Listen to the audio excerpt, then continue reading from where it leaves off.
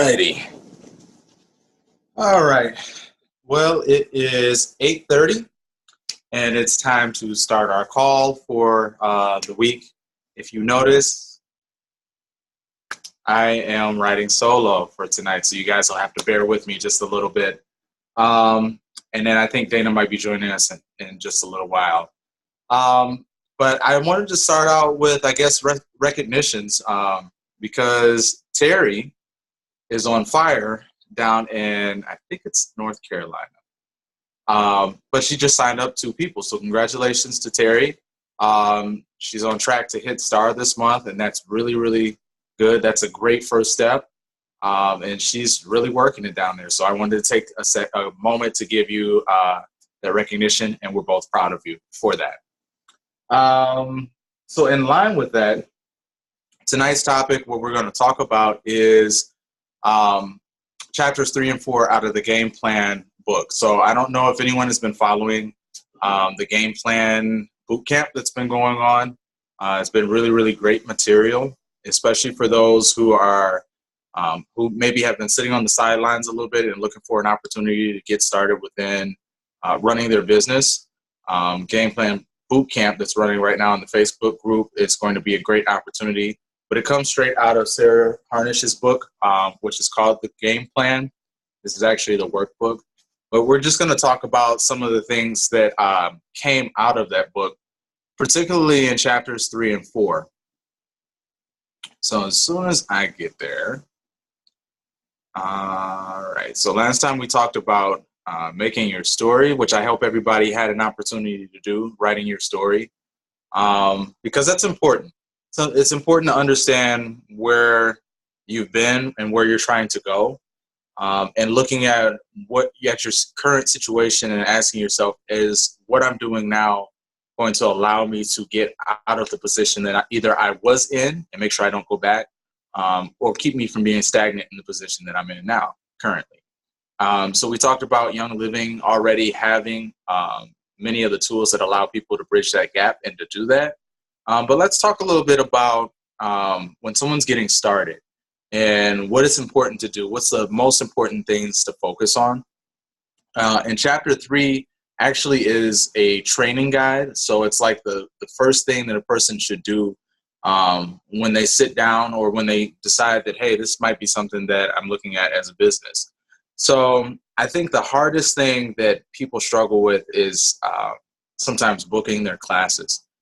Because as humans, it's never really easy for us to get up in front of people. It's never really easy for us to teach a class if we feel like we don't have all the information. Maybe we feel like we're not qualified. And then, sometimes we have our own individual hangups. I don't want to sell to friends, or I don't want anyone to tell me no. And which I have to say, about that particular reason, you're going to get a lot of no's. But that's just a nice thing about being in a network marketing business, is all it takes is a few yeses for you to be successful and to work with people within your organization. But it's very important to understand why you're doing this in the first place, because that's going to allow you to push past a lot of that, a lot of your reservations and hesitations. We don't need to overcomplicate what a class looks like. Generally, a class can be held in your living room. If you are not one of those people or if you are one of those people that don't feel comfortable having, a bunch of people over to your house, find a location that's in the area. And particularly, I say find a location that's free. It doesn't have to be anything extravagant. All it has to do is be able to hold 5 to 10 people. That's something like a Panera Bread or a local restaurant. I know we've utilized some locations like that. Even your public library.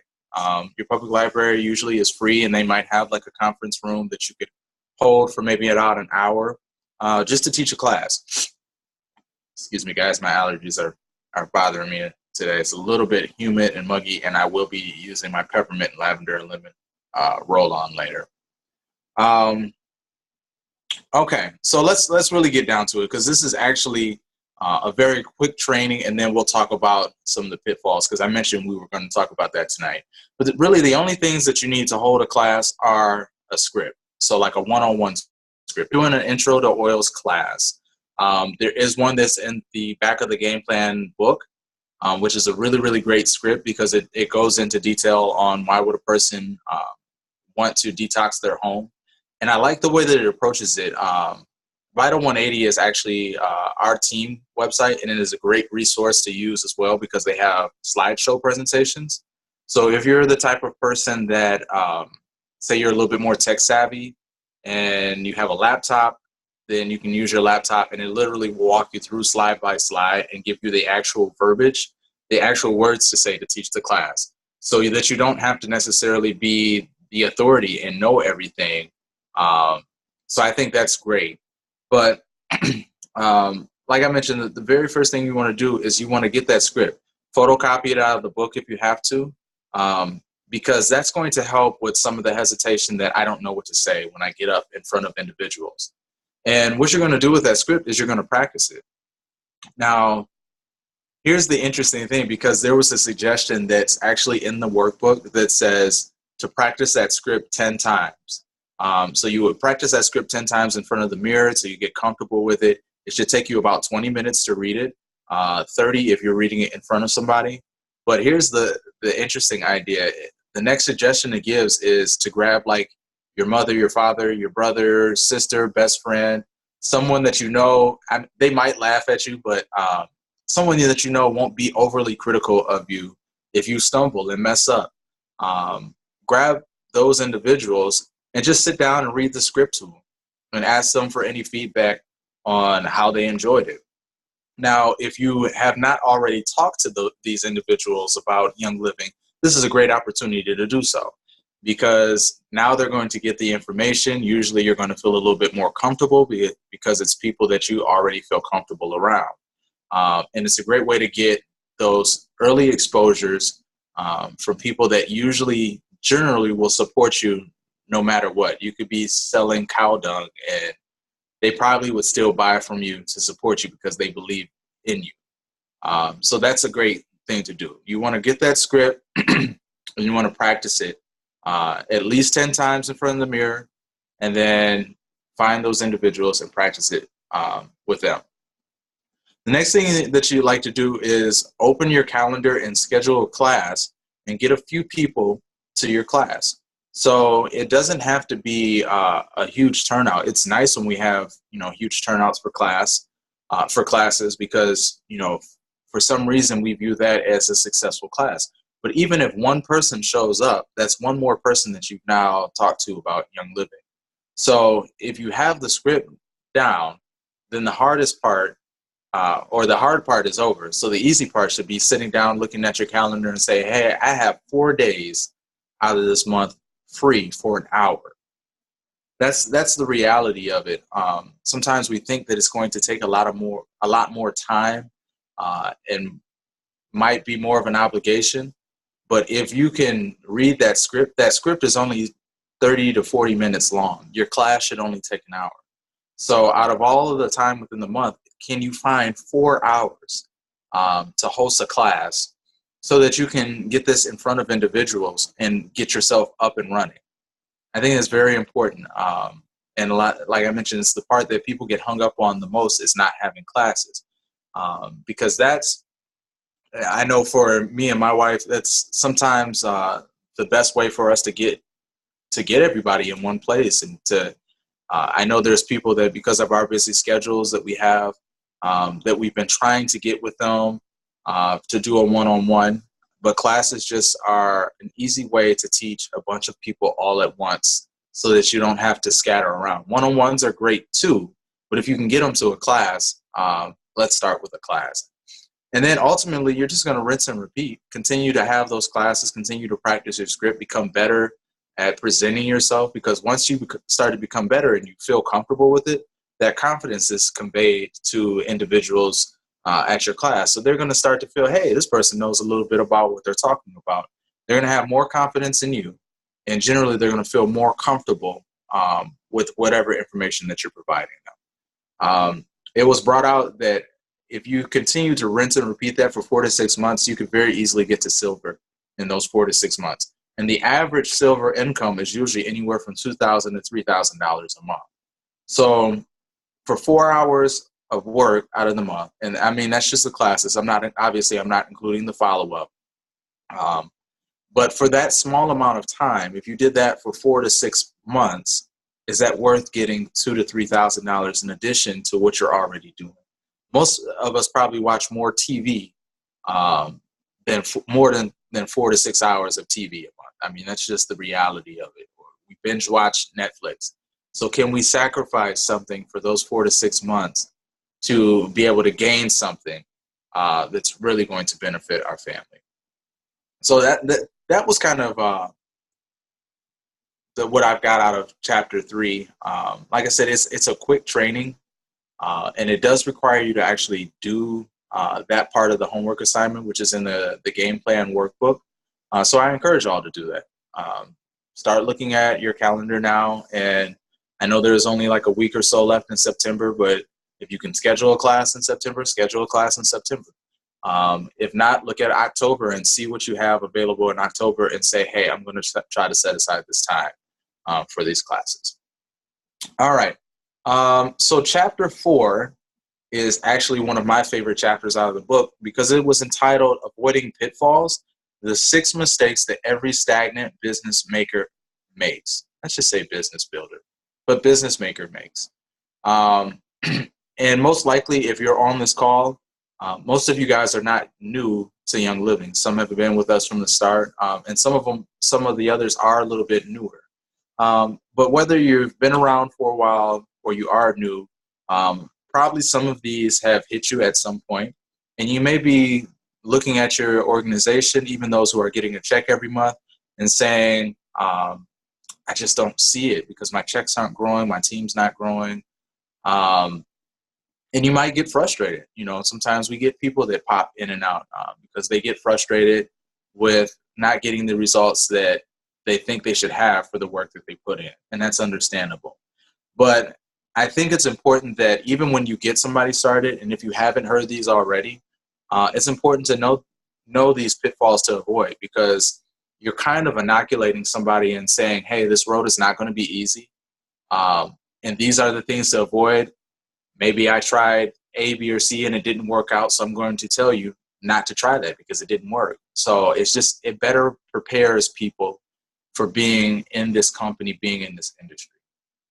So let's go through some of these pitfalls to avoid. So the number one pitfall that it had was they don't have a strong enough close to wrap up their lecture. So essentially you want to tell somebody how to buy their oils. And like I mentioned, there's a script that includes a closing in it. And really a strong close is very important because think about it this way. If a person just has information and you never tell them what to do with the information, how can you expect them to then go off and purchase their kit? So if they don't know how to go online and sign up for their account, they're never going to buy it. And most people don't like to be pushed into that moment and saying, hey, let's get your kit. Hey, do you want to get your kit? Do you want to get your kit? You know, you're going to get people that want to go home and think it over. So when they're at home mulling it over, I know in this day and age, everybody does things pretty much on computers. I should be able to do that from the comfort of my home. I should be able to order my kit. So do they have your link? I know Vital 180 has it where you can provide a direct link so that you can send your link and it'll take you straight to the Young Living site with your sponsor and enroller ID already in there. That's very important because then we don't want to leave people in limbo. They need to know how to purchase their oils, how to purchase their kit so they can get started on their terms and feel comfortable doing it. Number 2 was they keep tapping into the same friend circles. So I know this is a big one too, because sometimes, you know, we start with our immediate family and friends and they don't come to a class. I have a friend of mine who, as long as Dana and I have been in Young Living, probably about a little over a year and a half now, did not come to their first class till maybe about a month ago. So it took like a year and a half to get them there. But we don't need to bog them down and continuously invite them over and over and over again to the point where we're getting on their nerves. I usually have a rule, 90 days. So if a person has been to a class, they have all the information they need, and they tell me no, not at this time, or they're he and hawing. If it's not a yes, it's a no. So when I say, okay, no problem, look, you know what I'm doing. I'm going to check back with you in 90 days and see if you still feel the same way. And then I move them to the bottom of my list. So either when their name rolls back around on the list, or 90 days, I'm contacting them, about something about the business. And you can still have your regular everyday contact, but we don't need to badger anyone. We don't want to, put the relationship that we have on the line by continuously tapping into that circle and exhausting those individuals. So we'll talk a little bit about that, I think, in a later chapter on how to get to their networks without badgering a person, because that's really going to be a great way to get more growth within your organization. Number 3 was they don't market enough or give enough lead time before a class. So this one's very important. If you're planning your classes out a month in advance, I'm sorry, I'm just checking the time, make sure I'm not going over. But if you're planning your classes out a month in advance, you know when all your classes are, if you're having those 4 classes. So why would we wait to the last minute to invite individuals to those classes? Why would we wait 2-3 days out and say, hey, I'm having this oil thing at my house, I want you to come? Generally, if we do that, if someone's legitimately interested, yes, they're going to come. But if we do that and we don't give them enough lead time, they need time to rearrange their circumstances, to make time so that they can commit to being there. So the earlier out that you can start inviting for those classes, the better. The marketing aspect is huge too. A lot of people are on social media, such as Facebook. So if you've made a Facebook event for your class, are you continuously marketing in that event? And make sure that you're interacting with the people that you've invited, making sure that they've received their invitation so that they know that a class is coming up. A lot of times, if they're anything like me, I know there's a lot of things that I tend to forget, and I'm glad that my wife reminds me. But sometimes people forget, and they just need to be reminded. So, can you market it with pictures of how you're using your products in your household? Or maybe what they might be looking forward to learning at the class. Just make sure it's continuously something leading up to the class. Build that excitement for it. Then they'll be more likely to attend. Number 4 is they don't have a system for following up with people who came to a class or bought a kit. This one is huge. So I don't know if anyone else, remember we were talking about the color personality test. I don't know if anyone else is a blue like I am, but blues, we have a hard time following up with people. We are great at connecting with individuals and getting them to a class, but follow-up, we seem to drop the ball somewhere in there. So if you know that sounds like you, be diligent about it and have some type of system. Usually a written system works best because I've tried to follow up with people and keep track of things in my head, and it just doesn't work. I'm going to tell you that flat out. So anytime that someone comes to a class, it's a good idea to have a sign-in sheet where they can put their name, email address, and phone number. That way you have 2 forms of or 2 ways to contact them after the class is over, via whether it be text message or phone call, and the email address. And then maybe you can put like a little check mark or write little notes. I called this person on such and such date. They didn't answer. Or I called this person, they're interested, but they said they won't have the money for a couple weeks. So then you can plug that stuff in your calendar. And it's important to keep track of that because that's really where the fortune is in this business. The fortune is in the follow-up. Let's face it, the reality is the money that we get comes off of kit purchases. So if we're not following up and people aren't purchasing kits, we're not getting paid on our actions. So why drop the ball on the most important part? So it's very, very important. Chapter 10 of the book talks a little bit about tools for following up. So if you've already read the book, go back and review chapter 10. If not, you'll have to wait till we get to chapter 10 in the boot camp, but that's okay. I gave you one suggestion for now to hold you over. And then number 5, they don't treat their business as a business. They vision cast, read leadership books, and go to events, but never get out and actually teach. Now, Dana and I have expressed how important it is for personal development, and that's great. But remember when we were going over that calendar or the sheets of how you track your time, if you notice, the biggest portion was spent prospecting. Personal development is important. Sometimes you need to organize things in spreadsheets. I know Dana and I take time to send out the mailers every month for everybody in our organization, and that takes time. That stuff is great, but we need to spend time prospecting. So, you have to treat it like a business. I hate to say that treat it like a sales job, but in all actuality, if you had a sales position that you had to go into every single morning, you would sit down, you would get out your contact sheet, and you would start your cold calls. So the same thing with prospects. The only difference is you have the advantage in network marketing of working with a warm market, people that already feel comfortable with you and that you have a relationship with and are connected with. So treat it as such. I think sometimes it's difficult because you can do your business from anywhere, and that's great. I love the fact that I don't have to go anywhere else to conduct business, and I can do it from home. But if you have a hard time structuring yourself to do work like a business from home, find a place that you can go that you can actually get that type of work done. I would suggest that. It's so important to treat your business like a business. If you treat it like a business, it'll pay you like one. If you treat it like a hobby, it'll pay you like one. And there's nothing wrong with that.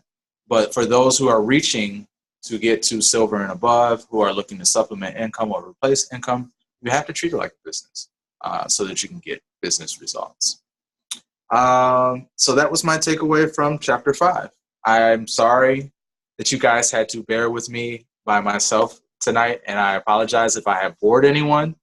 But there's some great information in the book. I highly recommend that if you haven't purchased Gameplan, go ahead and purchase it and get started reading. Try to keep up with the Gameplan Bootcamp because we're seeing people start to fire off and they're starting to pick up some momentum, and it's very important to capitalize on that.